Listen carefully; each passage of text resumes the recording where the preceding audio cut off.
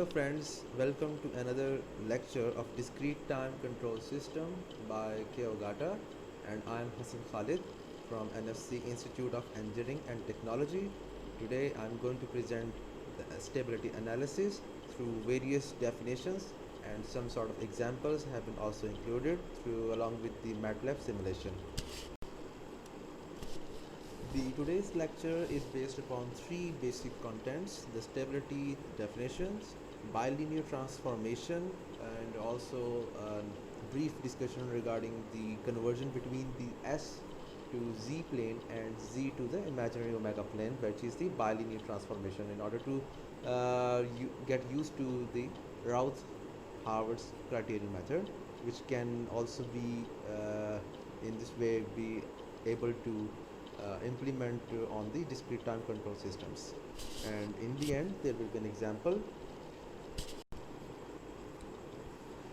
Alright, let's first of all discuss the stability analysis of the system in terms of its initial condition.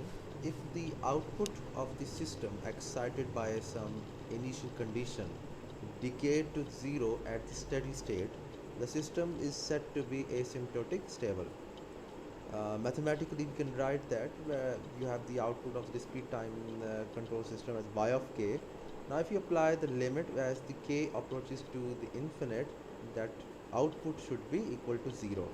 So, here it is being demonstrated. Now, if the system initial conditions are bounded such that they does not decay to 0 even at the steady state, the system is said to be marginal stable.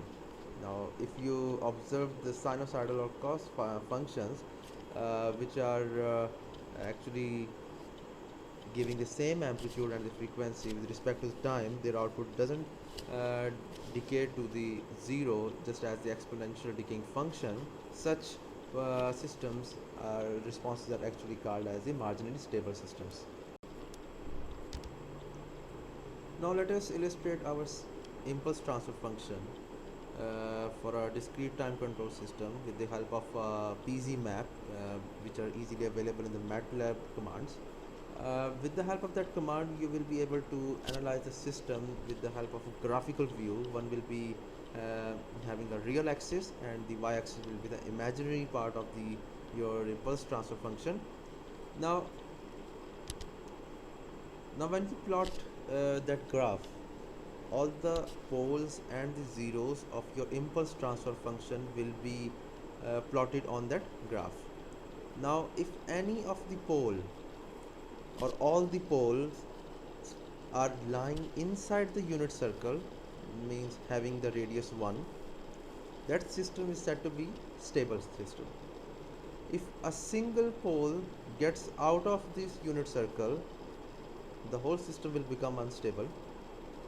And in the third case, if there is all the poles lying inside the unit circle, but there are poles that are lying on the boundary of this unit circle, the system is said to be marginally stable. Now, I do hope that you remember the plotting of the continuous time system in the S plane, where there was also having the real axis along the x, and there was the imaginary axis along the y side. Uh, the system in that case was observed to be stable if all the poles are on the left half plane, and if there are poles lying on the imaginary axis, the system was considered as the marginally stable. And if a single pole enters the right half plane, the system was said to be unstable system. So I do hope that you're aware of those comparison between the S plane and the Z plane. Okay. Now there is a question: is conventional stability factor of a closed loop system sufficient? Now, the stability of a closed loop system on behalf of a transfer function is not the sufficient key criteria to ensure that the stability of all the parts of the system in term of the multi inputs are being satisfied. So it is essential that all the internal signals in the loop must be bounded. So in this will be the key criteria that will help us to satisfy the necessary condition of a closed loop system to be fully stable. Now if you look into the figure, there is multi inputs in within this summation. When there is R of Z, other one is the D of Z, which can be any information regarding the noise or the temperature or so on, and there is a single output Y of Z, and there is a feedback path that is once again going into the making the whole system as a closed loop. So each of this internal loop signals must also be bounded rather than they are unbounded. So only in this way the system will be considered as the stable form. Now if I redraw the structure to form a pulse transfer function for the above given system, it will be seen that the system is internally stable if all the inputs and the outputs are bounded, means it's having a bounded input with bounded output. This means that the characteristic equation 1 plus Cz and Gzas, that means the denominator of each of these four uh, vectors must have its zeros within the open loop unit circle, and the loop gains, which are Cz and Gzasz, has no unstable pole, zero cancellation, or occurring on the output side outside the unit circle. Now this means that there must be no pole zero cancellation. One is the factor to make the whole system to be stable with the bounded input and bounded output criteria, and the other factor is that there should be no pole outside the unit circle. So it means sometimes there are scenarios where we do some there occurs some pole zero cancellation. That means that there is some cancellation from the numerator and the denominator side, and sometimes it appears that after cancellation the system appears to be stable. However, there are two criteria to mark the stability of a system. One is there should be no pole zero cancellation, and other thing is that there should be no pole outside unit circle. Now let's have a example, and where it says that verify that the closed loop system with t is equal to 0.1 second is not internally stable when we have the system gs with this value, and the value of cz block has been over here. Okay, so first of all we can convert this g of s into g of z by our discretization method. We can easily do that by multiplying g of s with the zero order hold and taking the z transform just by over this thing. And let's go to the MATLAB for our sake of simplicity to illustrate that whether this system is stable or not. Let's have a look. Alright, let's just declare our variables. First of all, I am declaring my s symbol as the transfer function, and after that we will write the numerator of g of s system, the denominator of g of s system, and simply g of s by num divided by den. And let's discretize this g of s by using the MATLAB command continues to discrete c to d, where the system g of s which you want to discretize at the sampling time 0.1, and just apply the zero order hold. Fine. Next we have a c of z where the numerator was 10, 15.8 and minus 6.238, and denominator are as follows. Okay, we will also take this numerator over denominator as a discrete function. So for that we will be taking a transfer function at the sampling time of 0.1. This command will help us to take direct formation of the c of z as in the given example. Now when I run the file for this code, it says the continuous time transfer function where I declare num then g of s as in the form. You can also verify it after discretizing it. I guess gz a of s. Fine. The sample time it displayed 0.1 second. It's a discrete time transfer function. It's also saying that to me. Next is the num1 and den1, and I declared the c of z directly as a transfer function with a 0.1 sampling time. It also showed me the function. Now let us take the step response of this GZAS system and along with the zero pole gain for the same system. Now what's actually represented over here through this transfer function is that the poles, there are two poles which are lying inside this unit circle, but there is a zero which is also termed as a gain is lying outside this unit circle. So this thing is bad for their internal stability. And from our last discussion, uh, we have reached the point that there are two key factors. One, there should be no pole zero cancellation between the gains of the numerator and denominator, and also there should be no pole zero lying outside the unit circle.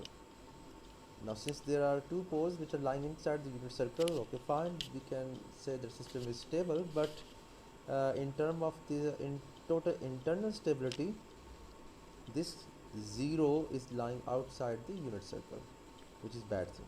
It should also be lie inside this unit circle.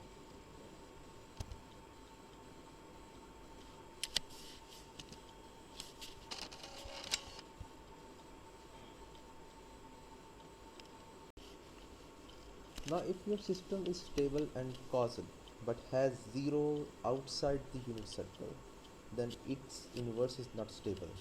It means that the system is non-minimum phase. It has a non-minimum phase. So therefore, it's always recommended that while designing the stability and discussing the stability in terms of internal stable point of view, uh, the characteristic equation, that means the poles of the system must lie inside the unit circle. There should be no pole zero cancellation between the gains of the system, and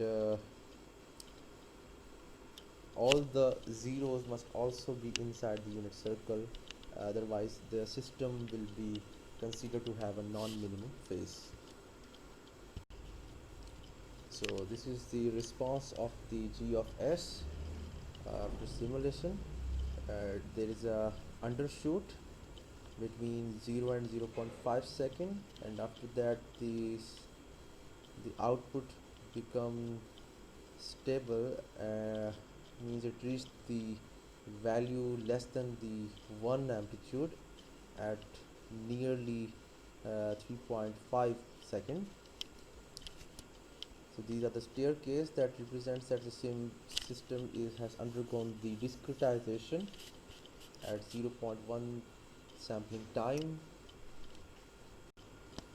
Now let us take the zero pole gain analysis of a C of Z block, as well as we will also check the step response for this block as well. Now if you observe that there are two poles which are lying outside the unit circle, first of all the system will undergo the instability condition. However, the gains that are the zeros of the system are inside the unit circle as 0.8073 and 0.772, and this one is a clear step response of the C of Z block, which is exponentially increasing on the negative side from 0 to negative 2.5 with respect to 10 raised to the power 32, which is highly unrecommended because the system is unstable internally. Now let's multiply these two blocks because they are in series and cascaded form. CFZ, CZAS series command, and finally taking the feedback of the system and taking the step response as well as the R locus, and the system finally generates the closed loop pulse transfer function as follows, where G is the overall system cascaded, and the closed loop pulse transfer function for this system has been given over here. You can also convert the system in the form of the zero pole gain by just mentioning the command zpk for cl system, closed loop system, and it will give you the zero pole gain formation as it was mentioned above. So the overall step response for this system is over here.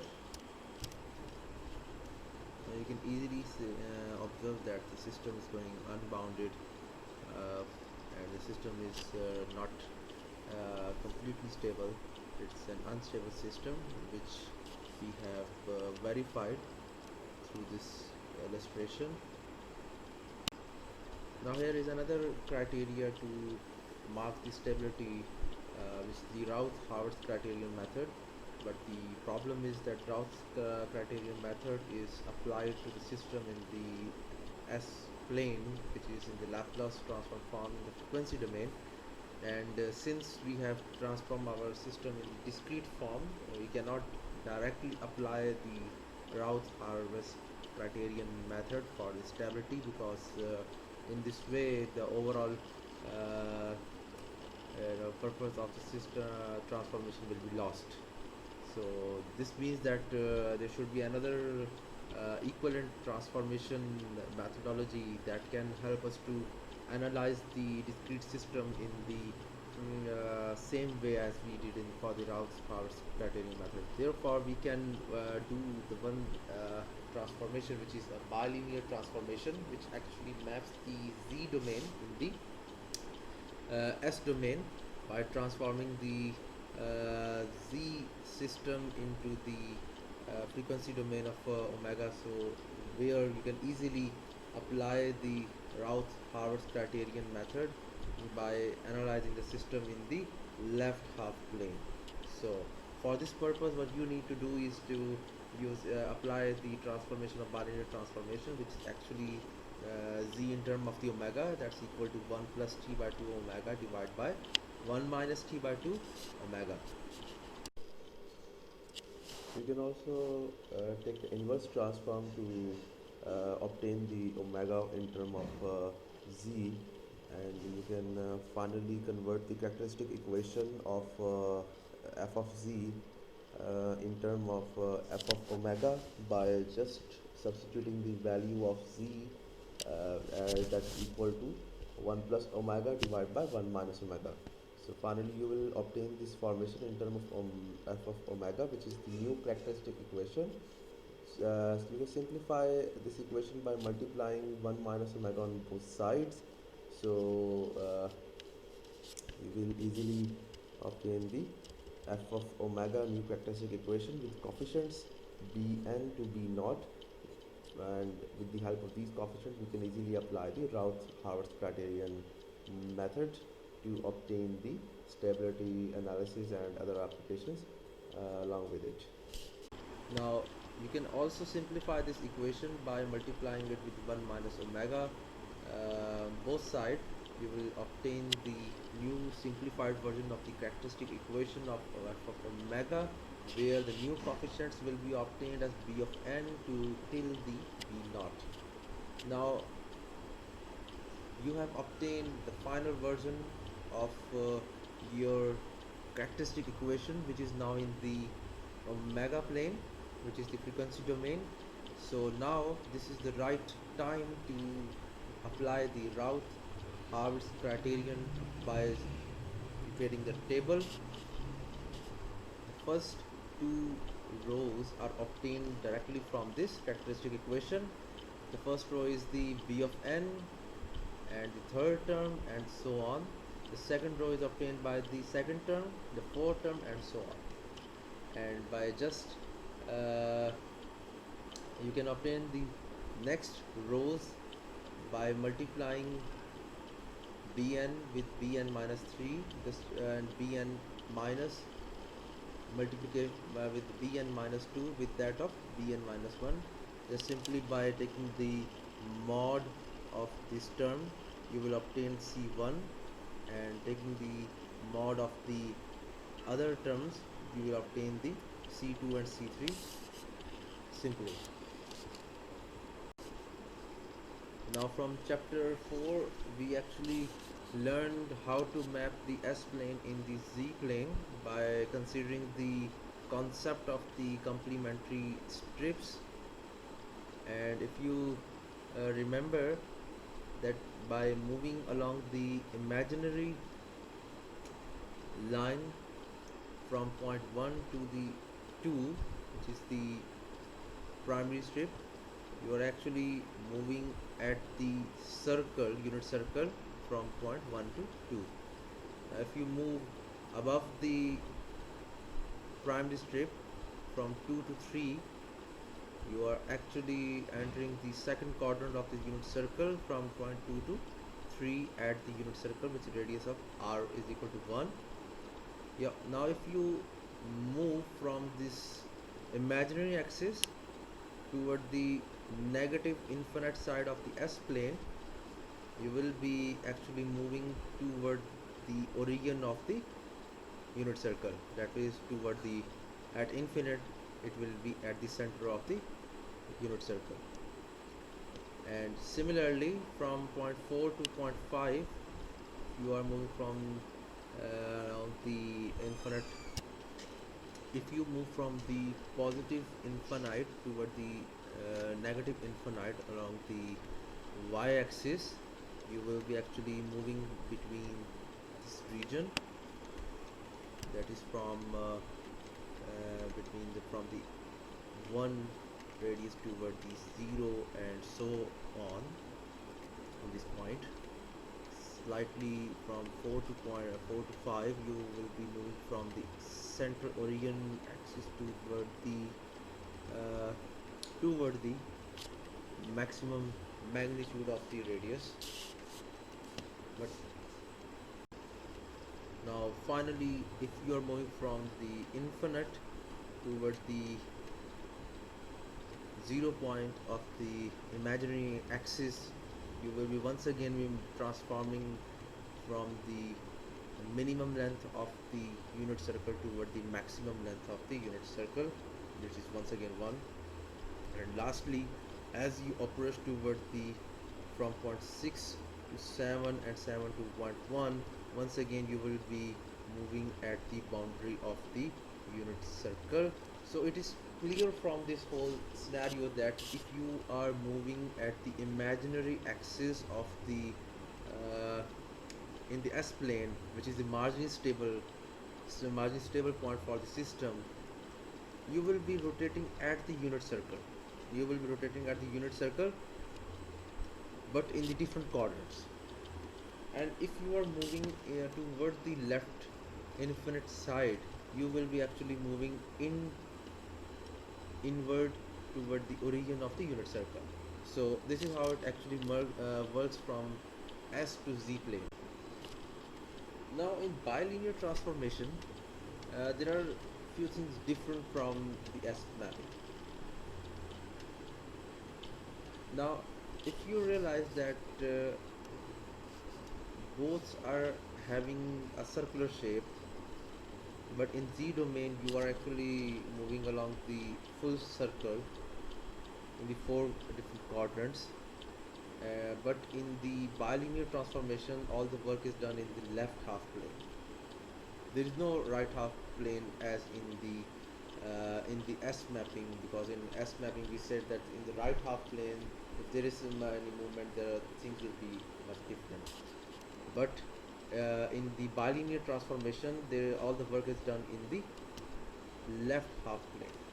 So let's try to understand the mapping between the Z and the omega, which is the bilinear transform structure. Now, if you want to transform the Z domain into omega, we should consider the few sections. Moving in this half side, that is from 1 to 2 or 1 to 7, is actually the movement along the imaginary axis. Now how? Let's see. If you are moving from point 1 to 2, that is you are moving along the unit circle, but it's the right half side of the plane, you will be actually moving along the imaginary axis. From this point 1 to 2, you are on the imaginary axis. This whole side is the imaginary axis. Now as you entered the right half, the left half side of this Z plane, if you observe that everything on this side is same as that on this side, these two sides are actually similar. Now this thing clears one very basic difference. The first one, if you are on the positive side of the Z plane, that is from 0 toward the 1, you are moving actually on the imaginary axis of the omega. As you enter the negative region, that is from 0 to -1, the unit circle, this whole thing corresponds same as that in the omega plane, but there is a difference in the magnitude of the radius. If the magnitude is corresponding maximum to the one in the Z plane, it's actually in the radius will approach toward the infinite in the omega plane, but the traction what is being followed in the Z plane is same as that of the of the omega, but the radius is different. In Z, the maximum radius is approaching is the unit circle, it's the 1, but in omega it will tend to approach toward the infinite. Now let's take the final touches. From 1 to 2, we are moving on the imaginary axis.